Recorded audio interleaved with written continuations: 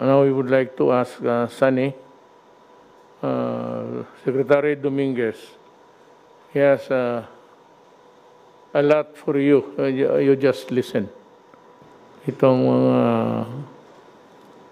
Thank you very much, Mr. President. First of all, thank you for, again, being very decisive and protecting the Filipino people against this COVID. I had a meeting with the Worldbank a few days ago, and they said that your decisiveness in first reducing the number of people coming into the Philippines in February, and then in March, followed up by the lockdown, probably has saved 100,000 lives in the Philippines. So again, thank you for being so decisive. This is the trade. This is the real trade-off. How many people are going to get sick, and how many people are going to die? So I said this is just the first pass. It took us 2 weeks to get this thing done. I asked the private sector to do it because they have actuaries, they have access to data, but they have not come out with it. So I'm not saying this is the final. I'm just saying this is the beginning of a discussion. Good evening po, Mr. President, Senator Go, and cabinet members. This will just be very quick. So the proposal is we provide small businesses with a wage subsidy. And I will just discuss quickly the rationale, background, the proposal, key features, and what else we are proposing to help them with.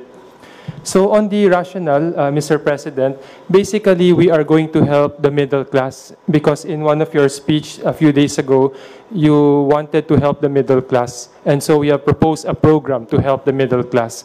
And the middle class, Mr. President, works in the formal sector.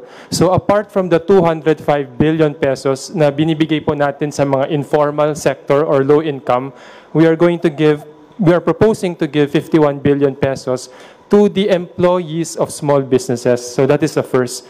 The second is we will improve upon the social amelioration programs because yung proposal po natin is automated, hindi manual. So mabilis at ipapaliwanag ko po mamaya. Pangatlo po is dadaan po tayo sa data ng SSS and BIR kasi formal sector. Dapat ito po yung gawin natin so that we can target better kasi alam natin kung sino sila at i-incentivize po natin yung better compliance. Kasi yung mga nagko-contribute ng tax at ng SSS, yan po ang unang tutulungan natin. On the background, from March 15 to April 30, we placed Luzon in an enhanced community quarantine. And the rest of Visayas and Mindanao actually followed in various forms.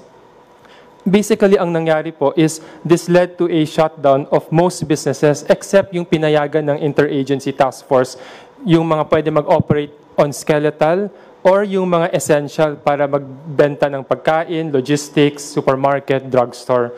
Ang epekto po nito, there are 1.6 million small businesses in the informal sector. 436,000 po napilitan magsara. Yung 1 million skeletal force, so ibig sabihin 50% or yung iba mas konti. At 117,000 lang yung pinayagan po natin na magbukas para magbenta po ng pagkain, ng mag-tracking or so on. Ang apektado pong workers ay 3.4 million. These are the middle class, whether low middle class or medium middle class. Yung 2.6 million na po ito ay nasa BIR Alpha Luz. Ibig sabihin yung employers po ay nagko-comply with the BIR submissions. So yan po ang unang tutulungan natin. Pero yung 0.8 million workers, tutulungan din natin. Pero ang problema po, yung employer nila hindi nagko-comply. Pero alam po natin, tutulungan po natin pero second priority.